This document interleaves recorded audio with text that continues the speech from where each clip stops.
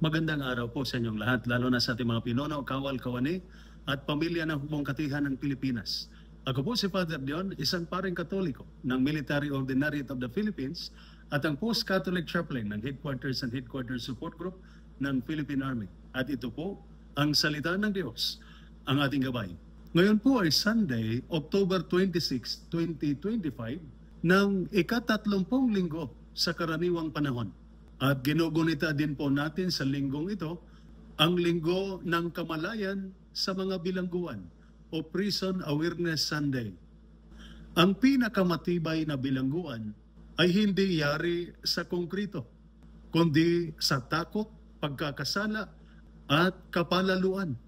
Na sa ating paggunita sa linggo ng kamalayan sa mga bilangguan o Prison Awareness Sunday, alalahanin natin na hindi lahat ng bilangguan ay may rihas.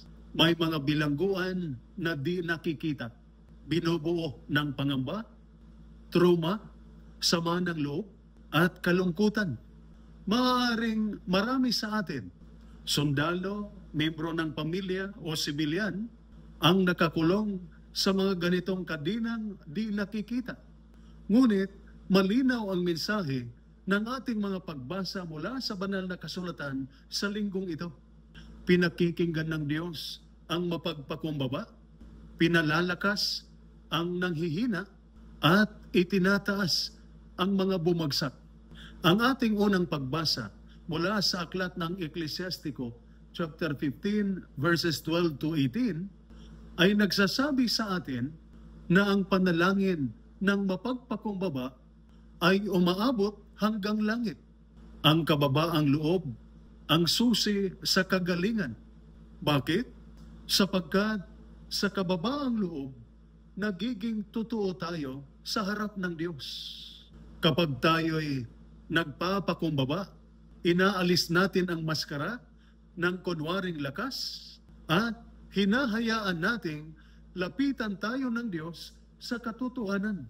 Ang pusong palalo ay nagtatago ng sugat. Ang pusong mapagpakumbaba ay nagpapakita nito sa Diyos na manggagamot.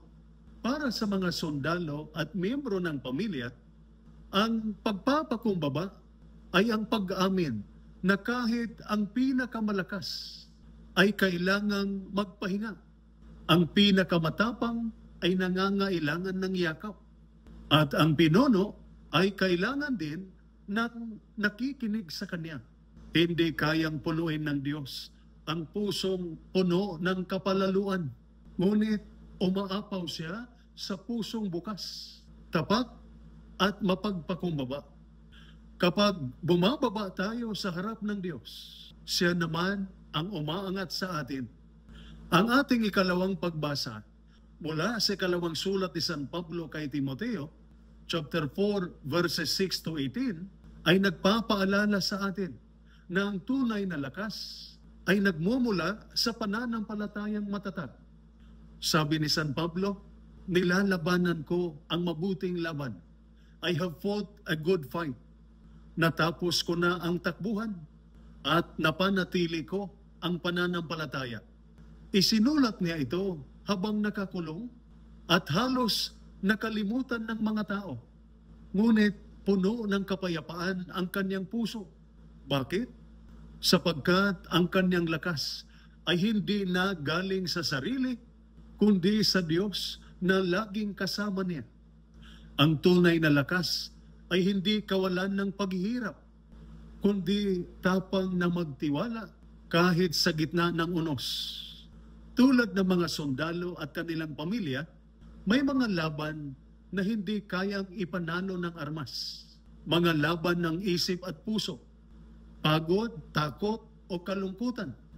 Ngunit kung ang pananampalataya ang nagugat sa kaluluwa, walang bilangguan o pagkabigo ang makakapigil ng pag-asa. Tulad ni San Pablo, masasabi rin natin, ang Panginoon ay tumayo sa aking tabi at binigyan ako ng lakas. Ang Diyos ding iyon ay kasama ng bawat sundalo, bawat asawa, bawat pamilya na patuloy na nanampalataya kahit sa dilim.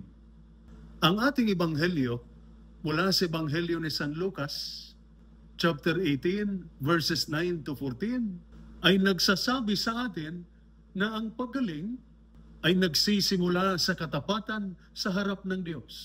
Sa ebanghelyo, ipinapakita ni Jesus ang pagkakaiba ng palalong pariseo at ng mapagpakumbabang maniningil ng buwis. Ang pariseo ay nagyabang sa kanyang kabutihan. Ngunit ang maniningil ng buwis ay nagsabi lamang, Panginoon, maawa ka sa akin, isang makasalanan. At sinabi ni Jesus na siya ang umuwing pinatawad at pinagpala. Dito natin makikita na ang paggaling ay nagsisimula sa katapatan.